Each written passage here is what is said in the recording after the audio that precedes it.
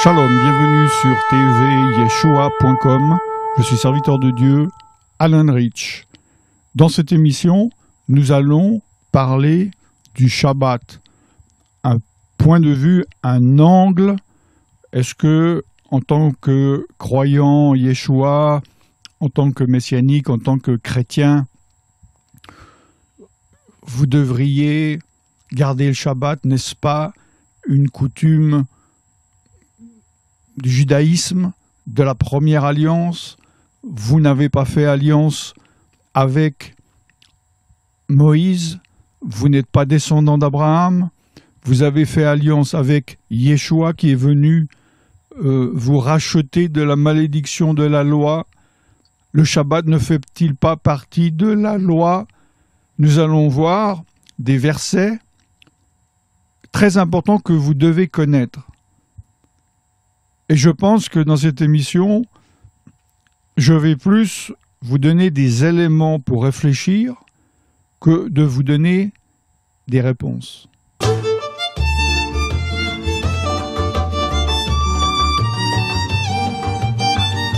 Shalom, bienvenue. Comme je l'ai dit, je parle du Shabbat. Quand je fais une émission, je sais les émissions que j'ai déjà faites sur un sujet, l'angle d'attaque. Je sais certaines fois des projets d'émissions que j'ai et je ne veux pas toujours répéter la même chose. Vous trouverez sur TV Yeshua la totalité d'un enseignement peut-être sur un sujet en regardant plusieurs vidéos sur ce sujet.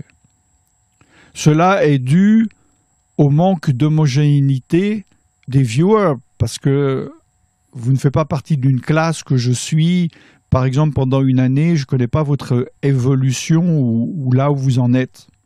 Alors, j'en rassure certains déjà, vous êtes croyants, vous n'êtes pas juif, vous n'êtes pas descendant d'Abraham. Non, vous n'avez pas, pour les hommes, à vous faire circoncire, vous n'avez pas à devenir juif. Maintenant, c'est vrai que la chose la plus délicate, la plus difficile à comprendre, c'est lorsque Yeshua a dit « Je ne suis pas venu abolir la loi, mais l'accomplir ».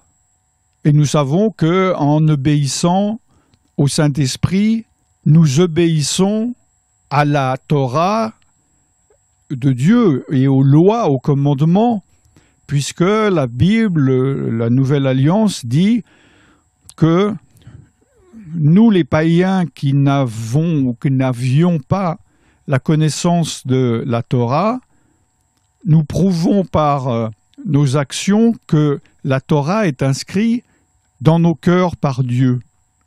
Et de nouveau dans la Nouvelle Alliance, n'oubliez pas que Shaul lui-même, Saul dit « La loi est-elle mauvaise? Non, la loi est bonne.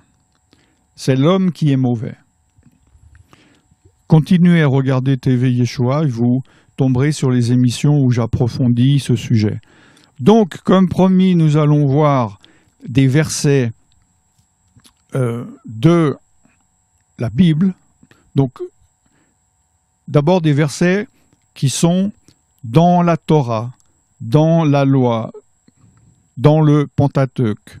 La Torah, ce sont les 5 premiers livres de la Bible. Nous allons aussi voir le Shabbat à l'époque de Yeshua. Nous allons voir le Shabbat après la résurrection de Yeshua. N'oubliez pas que au début, il n'y avait que des Juifs qui croyaient en Yeshua et petit à petit, des païens se sont convertis de plus en plus jusqu'à une récupération politico-religieuse par l'Empire romain. Et ensuite, des versets par rapport au futur, mes frères et sœurs. Restez connectés jusqu'au bout de grâce. Alors, évidemment, le Shabbat est mentionné dans les commandements, dans Exode chapitre 20, versets 8 à 11, ceux qui sont sur devant votre télévision, votre ordinateur, vous pouvez regarder. Versets 8 à 11. « Souviens-toi du jour du repos pour le sanctifier. » Sanctifier, c'est le mettre à part. « Tu travailleras 6 jours et tu feras tout ton ouvrage. Mais le 7e jour est le jour du repos de l'Éternel ton Dieu. » Vous voyez, c'est le jour du repos de l'Éternel. « Tu ne feras aucun ouvrage, ni toi, ni ton fils, ni ta fille, ni ton serviteur, ni ta servante, ni ton bétail, ni l'étranger qui est dans tes portes. » Pourquoi ? Verset 11. « Car en 6 jours, l'Éternel a fait les cieux, la terre et la mer, et tout ce qui est contenu. Et il s'est reposé le 7e jour, le Shabbat. C'est pourquoi l'Éternel a béni le jour du repos et l'a sanctifié. Sanctifié, mis à part. Dieu a béni le Shabbat, qui est un jour de repos, et l'a mis à part. Pas sur la montagne du Sinaï, pas quand il a parlé avec Moïse, pas au moment où il s'est dit « je vais délivrer mon peuple de l'Égypte et je vais commencer à légiférer, à réfléchir à des lois ». Mais au commencement, avant qu'il y ait qui que ce soit sur la Terre, même dans l'univers, au niveau de la création de l'univers. Et le jour du repos fait partie du jour de la création. Car le début, juste après la fin, donc le premier jour, c'est après le Shabbat. Le Shabbat n'est pas le premier jour de création, c'est le dernier. Il fait partie de la création. Également dans Exode chapitre 35, versets 2 à 3, « On travaillera 6 jours, mais le 7e jour sera pour vous une chose sainte. C'est le Shabbat, le jour de repos, consacré à l'Éternel. Celui qui fera quelque ouvrage ce jour-là sera puni de mort. Vous n'allumerez point de feu dans aucune de vos demeures le jour du Shabbat. » Je vous rappelle que cela est par rapport à la loi de Moïse, la première alliance, pour ceux qui suivent le judaïsme, la loi de Moïse. Dans Ézéchiel chapitre 20, versets 12 à 17, « Je leur donnais aussi mes Shabbats comme un signe entre moi et eux, pour qu'ils connussent que je suis l'Éternel qui les sanctifie. » Vous voyez, le Shabbat est un signe qui permet de connaître l'Éternel. Pourquoi ? Comment ? Parce que c'est le jour consacré où on prend du temps, non pas pour soi, on a 6 jours pour prendre du temps pour soi, mais pour prendre du temps pour l'Éternel. Et la maison d'Israël se révolta contre moi dans le désert, ils ne suivirent point mes lois, et ils rejetèrent mes ordonnances que l'homme doit mettre en pratique, afin de vivre par elles. Et ils profanèrent à l'excès mes Shabbats. J'eus la pensée de répandre sur eux ma fureur dans le désert pour les anéantir. Néanmoins, j'ai agi par égard pour mon nom, afin qu'ils ne soient pas profanés aux yeux des nations en présence desquelles je les avais fait sortir d'Égypte. Dans le désert, je levai ma main vers eux, pour ne pas les conduire dans le pays que je leur avais destiné, pays où coule le lait et le miel, le plus beau de tous les pays. Israël. Israël, le mot Israël, c'est moi qui l'ai rajouté.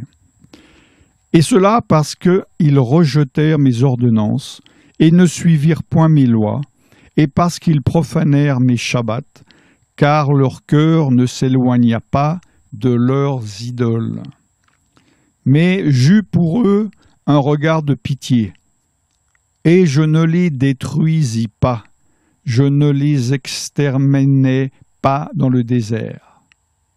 Nous voyons dans Nombre, chapitre 15, versets 32 à 36.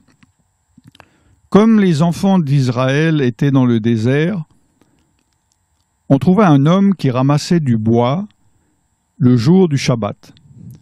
Ceux qui l'avaient trouvé, ramassant du bois, l'amenèrent à Moïse et à Aaron, et à toute l'assemblée.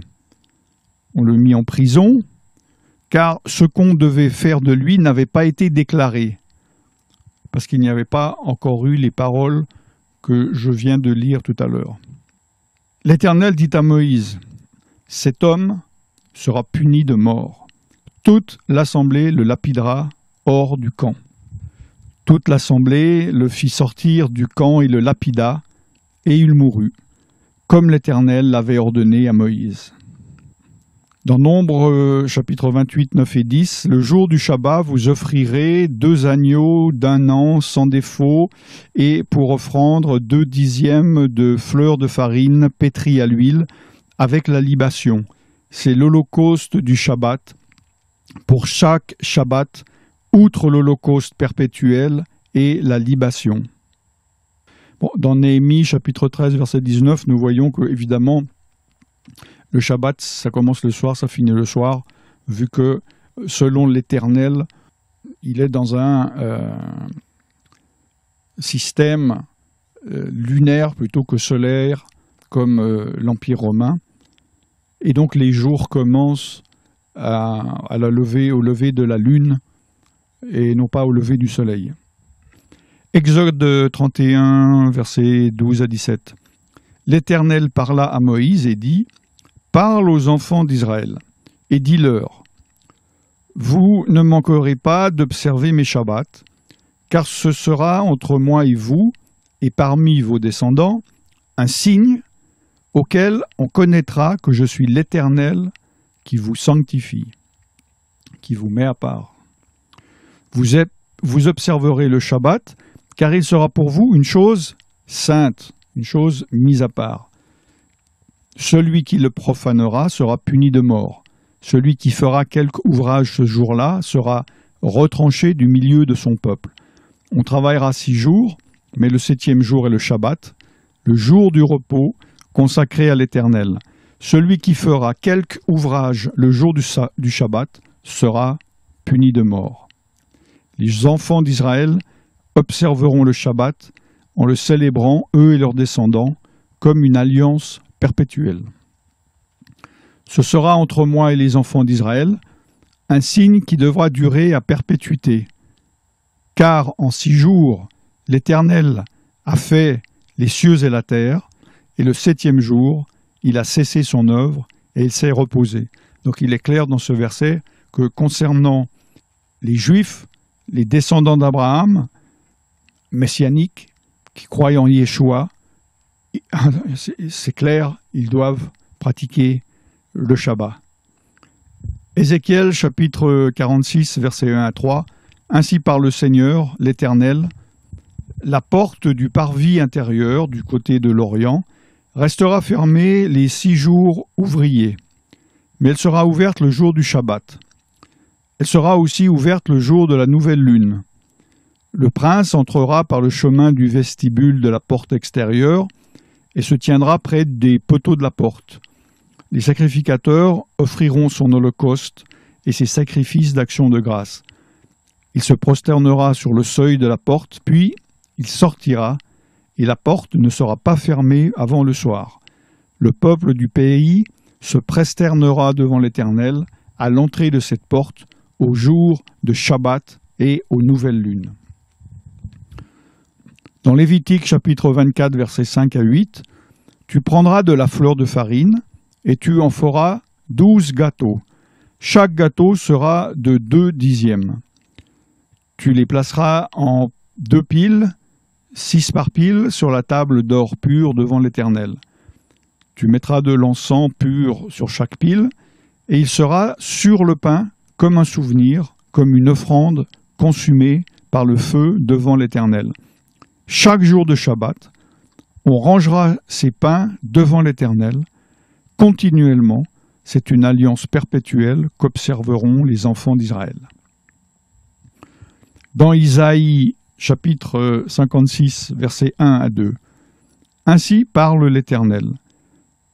Observez ce qui est droit, et pratiquez ce qui est juste, car mon salut ne tardera pas à venir, et ma justice à se manifester. Heureux l'homme qui fait cela, et le Fils de l'homme qui y demeure ferme, gardant le Shabbat pour ne pas le profaner et veillant sur sa main pour ne commettre aucun mal. Évidemment, nous voyons aussi par ce verset que le Shabbat n'était pas simplement le fait de ne rien faire, de rester chez soi et de ne pas gagner d'argent, de ne pas vaquer à son commerce. Il ne faut pas le profaner. Dans Amos chapitre 8, versets 4 à 6, « Écoutez ceci, vous qui dévorez l'indigent et qui ruinez les malheureux du pays. Vous dites, quand la nouvelle lune sera-t-elle passée, afin que nous vendions du blé ?» Vous voyez, là c'est justement l'exemple de personnes qui vont dire « Nous sommes obligés de garder le Shabbat, d'arrêter de travailler. On n'a pas le choix parce que sinon on se fait lapider si on commence à travailler le blé. » Mais dans nos cœurs, on se dit vivement que ce Shabbat soit terminé, qu'on puisse travailler, on a autre chose à faire. C'est ça le problème qu'il y avait par rapport aux Israélites et à la loi de Moïse, et spécifiquement là, nous parlons du Shabbat. Quand finira le Shabbat, afin que nous ouvrions les greniers? Nous diminuerons les fa, nous augmenterons le prix, nous falsifierons les balances pour tromper, puis nous achèterons les misérables pour de l'argent et le pauvre pour faire des souliers. Et nous vendrons la criblure du froment. Dans Jérémie 17, versets 19 à 27, « Ainsi m'a parlé l'Éternel. Va et tiens-toi à la porte des enfants du peuple, par laquelle entrent et sortent les rois de Juda, et à toutes les portes de Jérusalem. Tu leur diras, écoutez la parole de l'Éternel, roi de Juda et tout Juda, et vous tous, habitants de Jérusalem, qui entrez par ces portes. Ainsi parle l'Éternel. Prenez garde à vos âmes, ne portez point de fardeau le jour du Shabbat, et n'en introduisez point par les portes de Jérusalem. Ne sortez de vos maisons aucun fardeau le jour du Shabbat et ne faites aucun ouvrage, mais sanctifiez, mettez à part, le jour du Shabbat, comme je l'ai ordonné à vos pères. Ils n'ont pas écouté, ils n'ont pas prêté l'oreille, ils ont raidi leur cou pour ne point écouter et ne point recevoir l'instruction. Si vous m'écoutez, dit l'Éternel, si vous n'introduisez point de fardeau par les portes de cette ville le jour du Shabbat, si vous sanctifiez le jour du Shabbat et ne faites aucun ouvrage ce jour-là, alors entreront par les portes de cette ville les rois et les princes assis sur le trône de David, montés sur des chars et sur des chevaux, eux et leurs princes, les hommes de Juda et les habitants de Jérusalem, et cette ville sera habitée à toujours.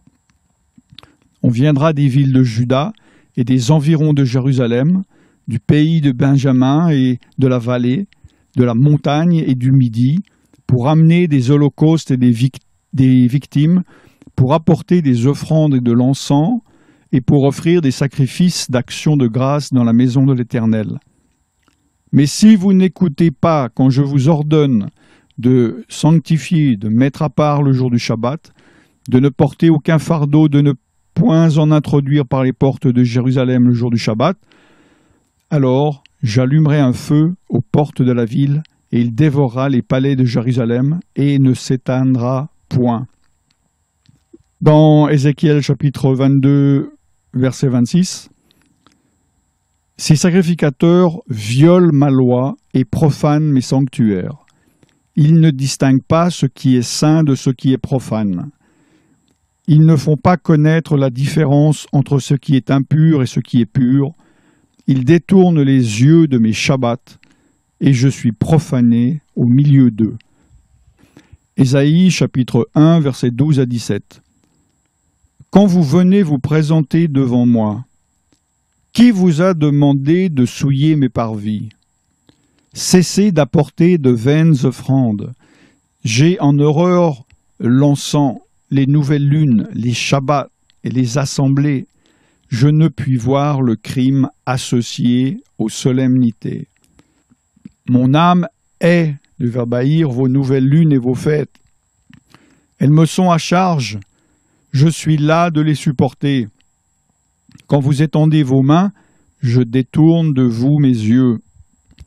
Quand vous multipliez les prières, je n'écoute pas. Vos mains sont pleines de sang. Lavez-vous, purifiez-vous, ôtez de devant mes yeux la méchanceté de vos actions. Cessez de faire le mal. Apprenez à faire le bien, recherchez la justice, protégez l'opprimé, faites droit à l'orphelin, défendez la veuve. Ézéchiel chapitre 22, versets 2 et 6 et 7. Tu diras, ainsi parle le Seigneur l'Éternel.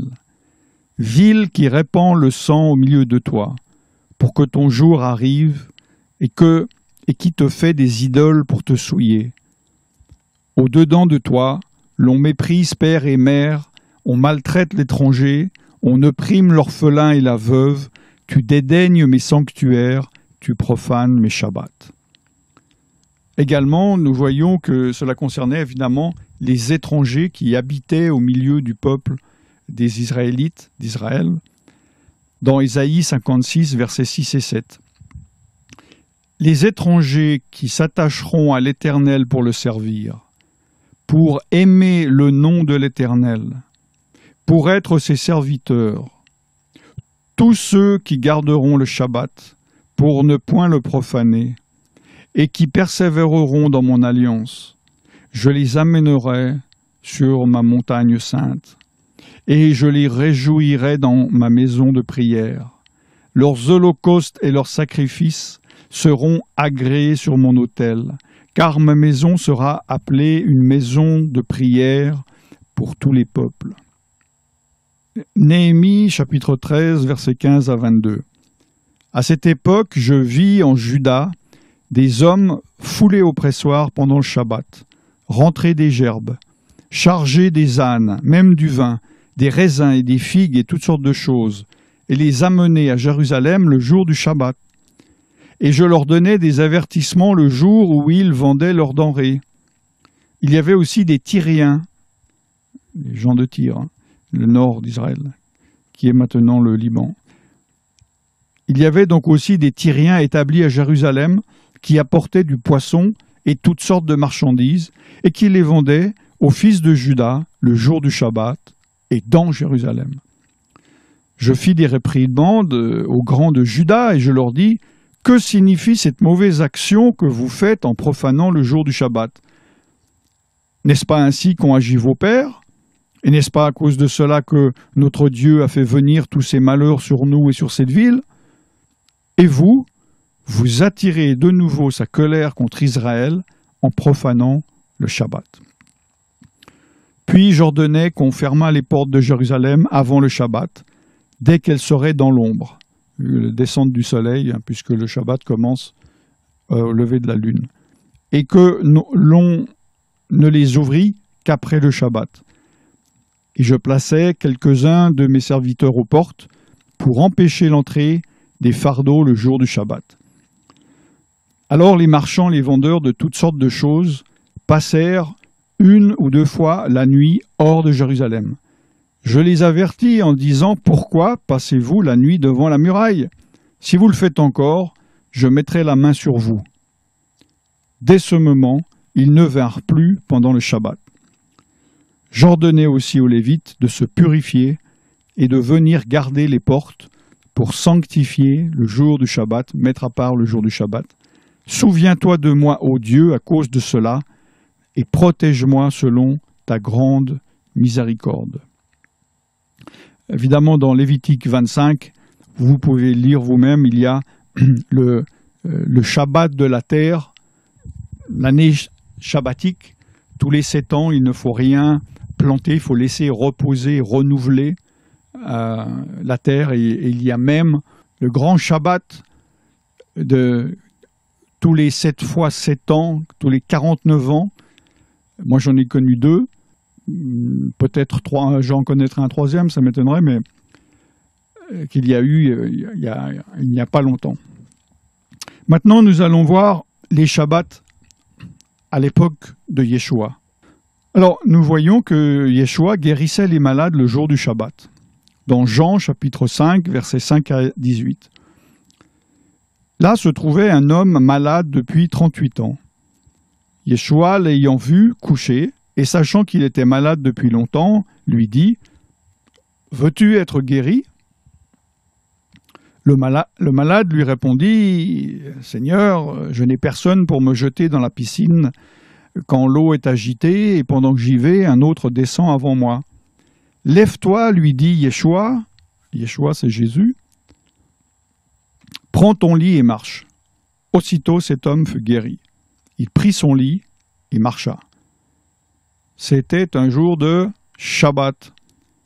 Les Juifs dirent donc, quels Juifs? Évidemment les pharisiens, hein, les scribes, les docteurs de la loi, ceux qui sont responsables de l'enseignement de la loi, mais qui malheureusement, vous le savez, j'espère, ont pris, les maîtres rabbiniques, les rabbins ont pris autorité sur le judaïsme.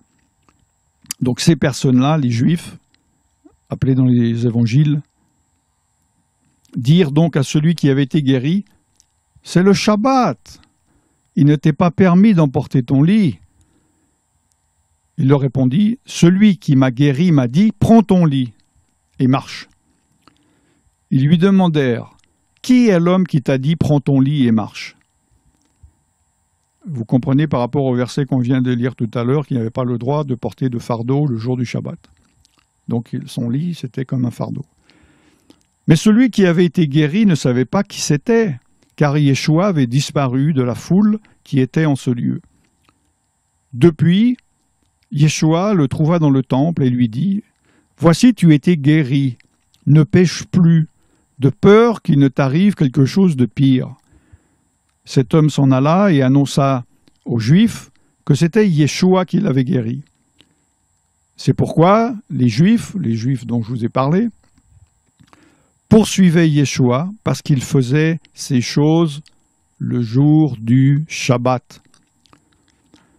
Mais Yeshua leur répondit, « Mon Père agit jusqu'à présent, moi aussi j'agis. » À cause de cela, les Juifs cherchaient encore plus à le faire mourir, non seulement parce qu'il violait le Shabbat, enfin, selon eux, ça c'est moi qui viens de le dire, mais parce qu'il appelait Dieu son propre Père Abba, se faisant lui-même égal à Dieu.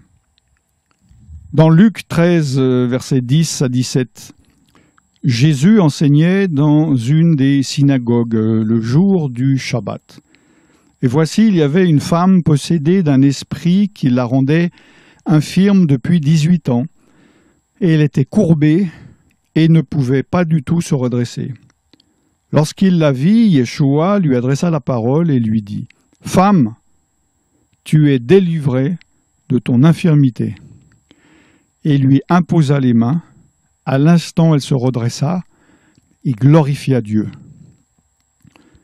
Mais le chef de la synagogue, indigné de ce que Yeshua avait opéré cette guérison un jour de Shabbat, dit à la foule, « Il y a 6 jours pour travailler. Venez donc vous faire guérir ces jours-là, et non pas le jour du Shabbat. » Hypocrite, lui répondit le Seigneur. Est-ce que chacun de vous, le jour du Shabbat, ne détache pas de la crèche son bœuf ou son âne pour le mener boire? Et cette femme qui est une fille d'Abraham et que Satan tenait liée depuis 18 ans, ne fallait-il pas la délivrer de cette chaîne le jour du Shabbat?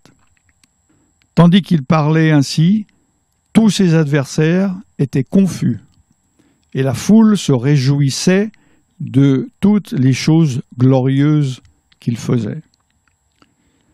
Luc 14, versets 1 à 6, Yeshua étant entré un jour de Shabbat dans la maison de l'un des chefs des pharisiens pour prendre un repas. Les pharisiens observaient le Shabbat, évidemment. Et voici, un homme hydropique était devant lui. Yeshua prit la parole et dit aux docteurs de la loi et aux pharisiens, « est-il permis ou non de faire une guérison le jour du Shabbat? Ils gardèrent le silence. Alors Yeshua avança la main sur cet homme, le guérit et le renvoya. Puis il leur dit, « Lequel de vous, si son fils ou son bœuf tombe dans un puits, ne l'en retirera pas aussitôt le jour du Shabbat ?» Et ils ne purent rien répondre à cela. Dans Jean chapitre 7, versets 21 à 24, Jésus, Yeshua, leur répondit, « J'ai fait une œuvre, et vous en êtes tous étonnés. Moïse vous a donné la circoncision, non qu'elle vienne de Moïse, car elle vient des patriarches. Et vous circoncisez un homme le jour du Shabbat. Si un homme reçoit la circoncision le jour du Shabbat, afin que la loi de Moïse ne soit pas violée, pourquoi vous irritez-vous contre moi de ce que j'ai guéri un homme tout entier le jour du Shabbat? Ne jugez pas selon l'apparence, mais jugez selon la justice. » Parce qu'en fait, peut-être pour les débutants, ceux qui ne comprennent pas, c'est qu'un enfant mâle devait absolument être circoncis le 7e jour. Mais il y avait aussi l'autre commandement qui dit qu'il ne devait rien faire le jour du Shabbat. Donc ils se trouvaient devant un dilemme qu'ils ont dû résoudre eux-mêmes en disant « Mais alors que se passe-t-il quand un enfant a 7 jours, le jour du Shabbat on désobéit à l'un ou l'autre des commandements. Vaut-il mieux désobéir et le circoncire le 6e ou le 8e jour ou violer le Shabbat ?»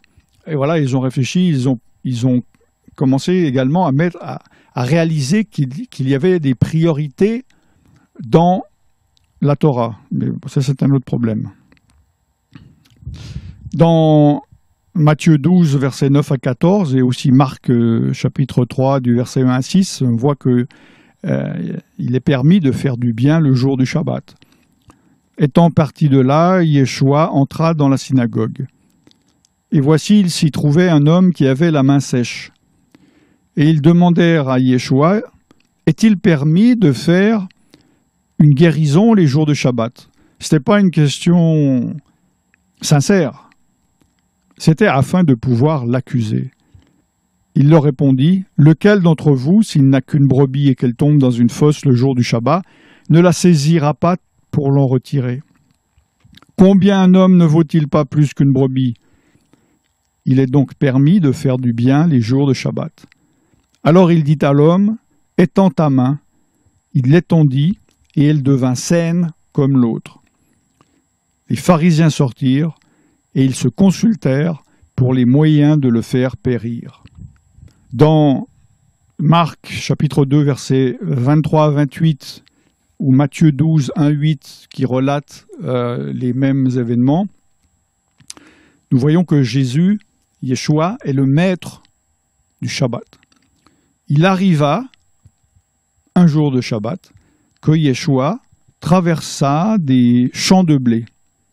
Ses disciples, chemin faisant, se mirent à arracher des épis. Entre parenthèses, ce qui est permis par la Torah, ce n'est pas du vol.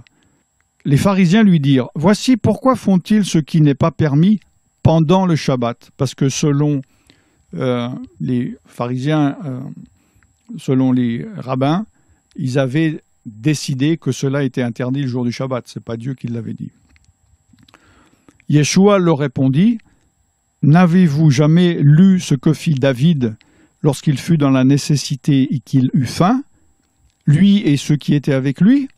Comment il entra dans la maison de Dieu, du temps du souverain sacrificateur Abiatar, et mangea les pains de proposition qu'il n'est permis qu'aux sacrificateurs de manger, et en donna même à ceux qui étaient avec lui? » Puis il leur répondit, « Le Shabbat a été fait pour l'homme, et non l'homme pour le Shabbat. » Je ferai une émission rien que sur ce verset.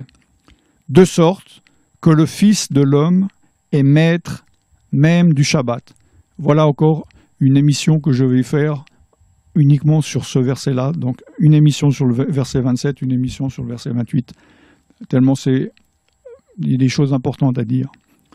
Les femmes qui étaient venues de la Galilée avec Yeshua accompagnèrent Joseph, virent le sépulcre et la manière dont le corps de Jésus y fut déposé, et s'en étant retournées, elles préparèrent les aromates et des parfums, puis elles se reposèrent le jour du Shabbat selon la loi. Donc nous voyons que, évidemment, les personnes qui suivaient Yeshua respectaient le Shabbat, tout comme Yeshua. Jésus, n'a jamais rompu le Shabbat. Voyons maintenant l'avant-dernière partie, après la résurrection de Yeshua. Nous voyons dans Actes chapitre 16, verset 13, « Le jour du Shabbat, nous nous rendîmes hors de la porte vers une rivière où nous pensions que se trouvait un lieu de prière.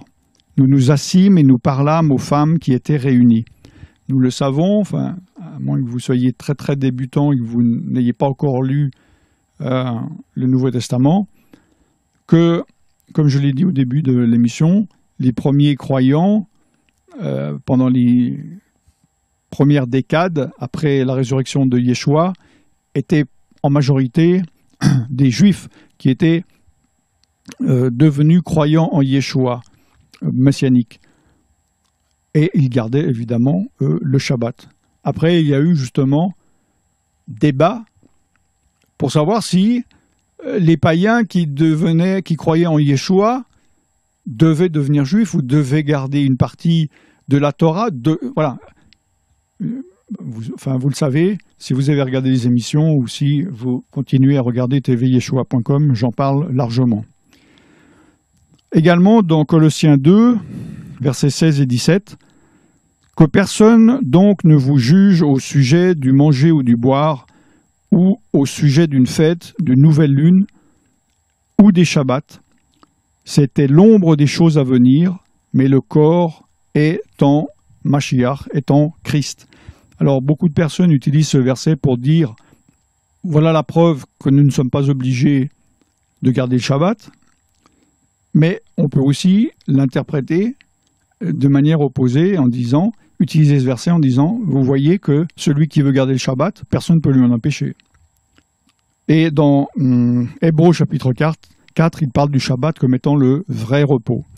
Dernier point, dans le futur qui n'est pas encore arrivé, par définition. Yeshua dit dans Matthieu de 20 à 21, les prophéties, priez pour que votre fuite n'arrive pas en hiver ni un jour de Shabbat. Parce que Yeshua savait que les Juifs allaient garder le Shabbat. Et dans Isaïe 66, 20 à 24, verset extrêmement important. Si vous ne connaissez pas, prenez note, méditez, réfléchissez, étudiez. Isaïe est un prophète, donc il parle des choses à venir. « Ils amèneront tous vos frères du milieu de toutes les nations en offrande à l'Éternel, sur des chevaux, des chars et des litières, sur des mulets et des dromadaires, à ma montagne sainte, à Jérusalem, dit l'Éternel, comme les enfants d'Israël apportent leurs offrandes dans un vase pur à la maison de l'Éternel. Et je prendrai aussi parmi eux des sacrificateurs, des Lévites, dit l'Éternel. Car, comme les nouveaux cieux et la nouvelle terre que je vais créer, elle n'est pas encore créée, subsisteront devant moi, dit l'Éternel. Ainsi subsisteront votre postérité et votre nom. Cela détruit toute la théorie et la doctrine des satanistes et des chrétiens, j'espère que ignorants, qui disent que Dieu a renoncé au peuple juif. À chaque nouvelle lune et à chaque Shabbat, il parle du futur, toute chair viendra se prosterner devant moi, dit l'Éternel. Et quand on sortira, on verra les cadavres des hommes qui se sont rébellés contre moi, car leur ver ne mourra point et leur feu ne s'éteindra point, et ils seront pour toute chair un objet d'horreur. J'ai remarqué que lorsque je mets une émission, une vidéo publique, genre YouTube, et que des gens mettent des commentaires, beaucoup entendent des choses que je n'ai pas dit. Ils pensent que je suis en train de dire des choses. Et peut-être il y en a parmi vous qui ont compris, ont pensé, ou peut-être m'ont entendu dire dans cette émission que je vous ai donné tous ces versets afin que vous gardiez le Shabbat. Je n'ai jamais mentionné cela, je n'ai jamais évoqué cela. Ce n'est pas l'intention de cet enseignement. Ni le contraire d'ailleurs. Peut-être qu'il y en a qui se disent « Ah ben tiens, il est en train d'enseigner de ne pas garder le Shabbat ». Je n'ai pas dit cela. Comme je l'ai dit dans l'introduction, dans cette émission, je ne vous ai pas donné des directives, je ne vous ai pas poussé à quelque chose, je vous ai donné des informations, des versets de la parole de Dieu. Cela fait partie d'un ensemble de connaissances que vous avez. Ensuite, vous devez réfléchir par rapport à votre propre conscience, devant Dieu, devant le Saint-Esprit, ce qui est bien, ce qui est bon, le bien du mal, comme nous avons vu, le pur de l'impur, le sacré du profane, la vérité du mensonge. Peut-être que vous êtes sous influence d'enseignement d'un ministère, d'un réseau qui vous dit quelque chose, il y a quelque chose en vous qui vous dit le contraire. Écoutez la parole de Dieu, écoutez le Saint-Esprit et ne tombez pas ni dans le libertinage, si j'ose dire, des traditions humaines, ni dans le légalisme dont malheureusement beaucoup de croyants, de païens chrétiens tombent en voulant rechercher la vérité dans la racine juive de leur foi. Ils tombent dans les griffes de démons légalistes, mais même pas légalistes, occultes. Soyez très prudents. Le Saint-Esprit est là, mais encore faut-il que vous l'écoutiez. Il y a la voix, VOIX, de l'Esprit de Dieu, et il y a plein de voix autour qui vont vous dire le contraire, qui vont essayer de vous emmener dans des chemins paraissant relativement justes, sages. Soyez prudents et n'écoutez que le Saint-Esprit. Si vous êtes rebelle, vous allez tomber et croire à ce que les démons vous enseignent. Si vous avez un cœur bien disposé en disant « Seigneur, quoi que ce soit, je veux t'obéir toi, même si cela va à l'encontre de tout ce que je crois, de tout ce que j'ai construit pendant toute ma vie », vous trouverez la vérité, il n'y en a qu'une. Le Saint-Esprit vous conduira, Yeshua a dit, dans toute la vérité.